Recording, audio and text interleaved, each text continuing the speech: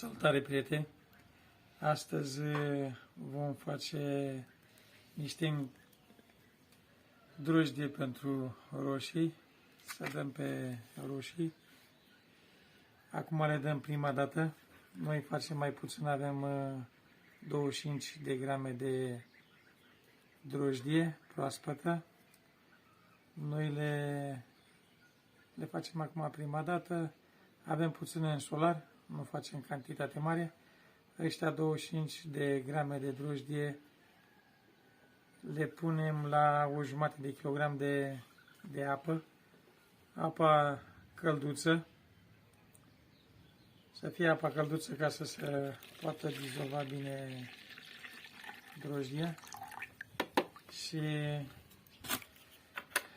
jumătatea asta de kilogram de apă cu drojdia o lăsăm să fermenteze, să dospească ea cu apa asta în jur de 2 ore. După o punem în instalația în pompa de dat cu soluția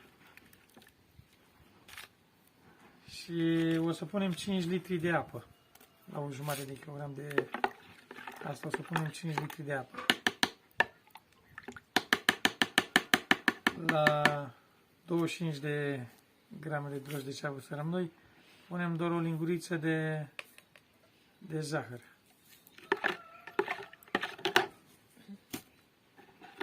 Asta o amestecăm bine, să se fărâme bine.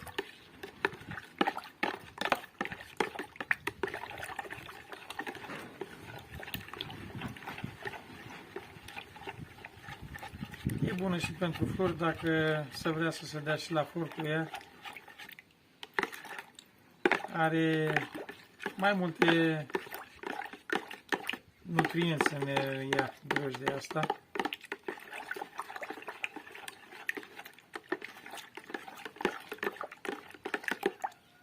Noi nu dăm cu altfel de îngrășăminte, doar le dăm cu drojdie și le mai punem gunoi de grajd de la mai învechit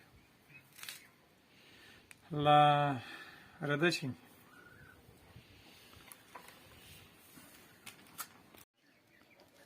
Între timp trecură 2 ore.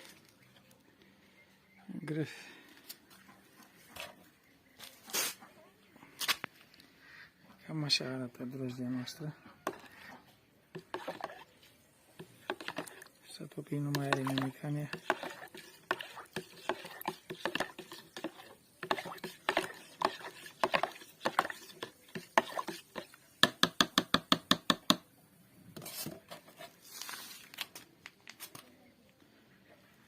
Să o punem în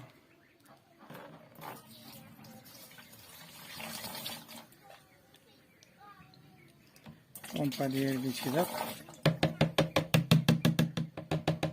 Aici avem 5 litri de apă în cantița asta pregătiți pentru să-i punem în pompă.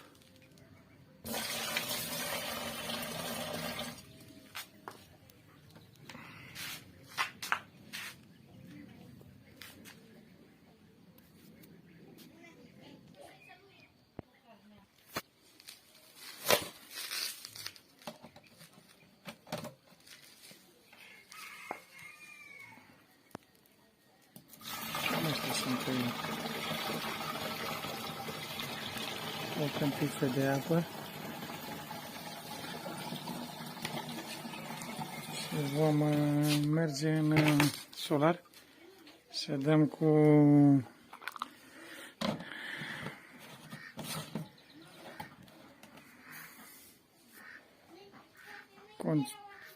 drojdia asta care o făcurăm noi cu conținutul ăsta, cu soluția care ne ieși nouă din drojdie.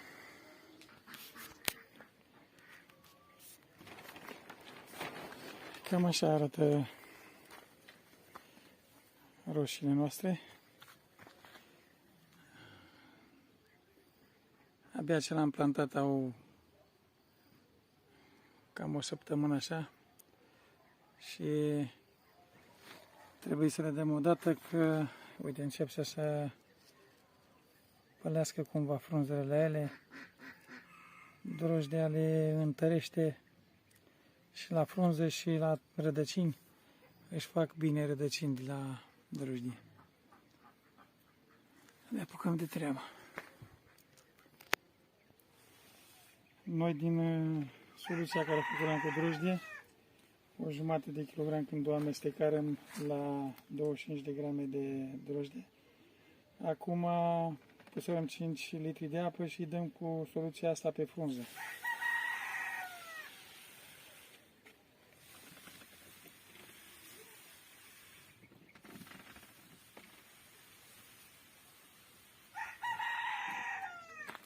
Le dăm acum o dată și după o să le punem niște gunoi de grăști și așa rămân în timp. Nu trebuie să dăm mai mult nici cu drojdie, pentru că nici asta nu le face chiar așa de bine. Adică dacă le dăm de mai multe ori, nu le face bine.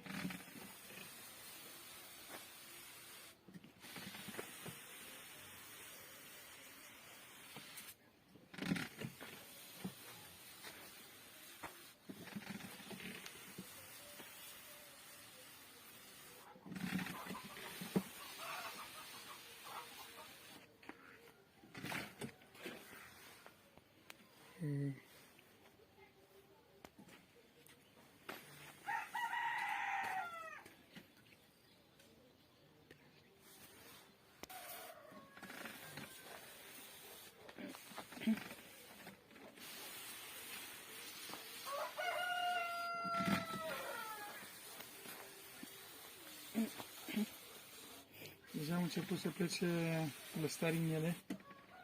Trebuie să ne facem un pic timp de ele și să le rupem lăstarii ăștia care se văd. Să-i copim, nu trebuie să le lăsăm lăstarii ăștia. Nu au toate, dar unele din ele au.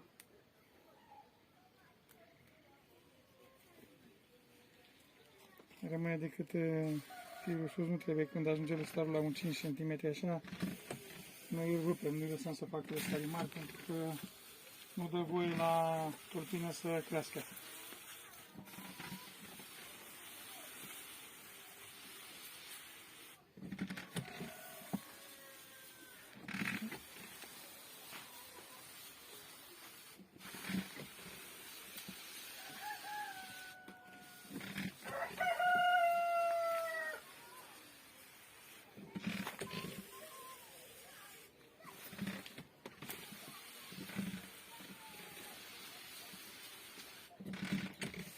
Aici la noi, normal, dacă dai cu drojdie de mai multe ori, e bine pe urmă să le faci o apă ceva cu cenușă, dar la noi aici toată iarna băgăm cenușa în solar și nu le mai facem niciun fel de cenușă, că așa vitaminele care le trebuie din cenușa care o punem toată iarna în el.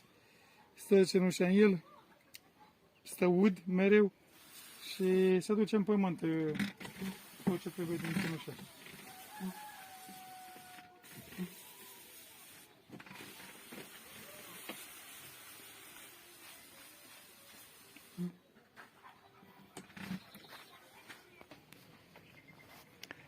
Cam asta a fost, prieteni, cu soluția noastră cu drojdie.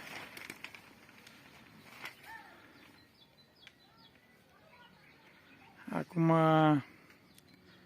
mâine, după masă, tot așa spre seară când venim de la lucru, o să luăm niște gunoi dintre ăsta de grajdi, gunoi mărunt. Îl avem deja luat, decât să ne facem timp și să punem la rădăcini.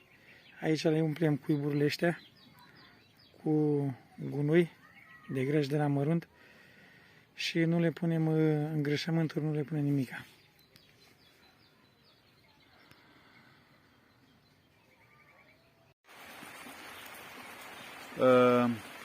Să vă explicăm un pic și despre drojdia la roșii și care este rolul ei.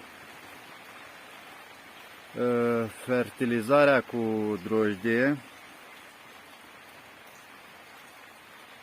ajută roșiile să tolereze mai ușor căldura și acestea să devină mai mari, mai gustoase, ajută și la creștere, are mai multe funcții pe care nu vi le pot spune acum pentru că ar trebui să umplu tot acest videoclip.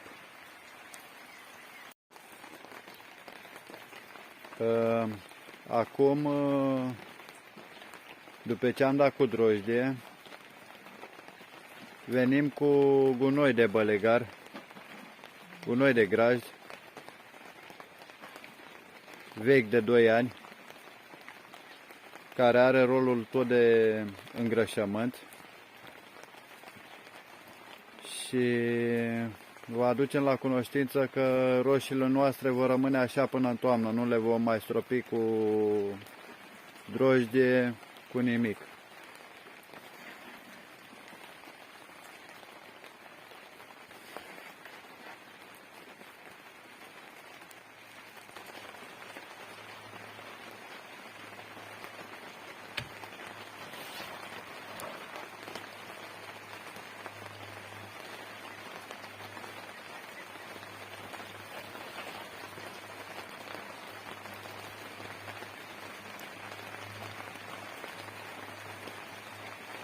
Cam asta este tot, dragi prieteni.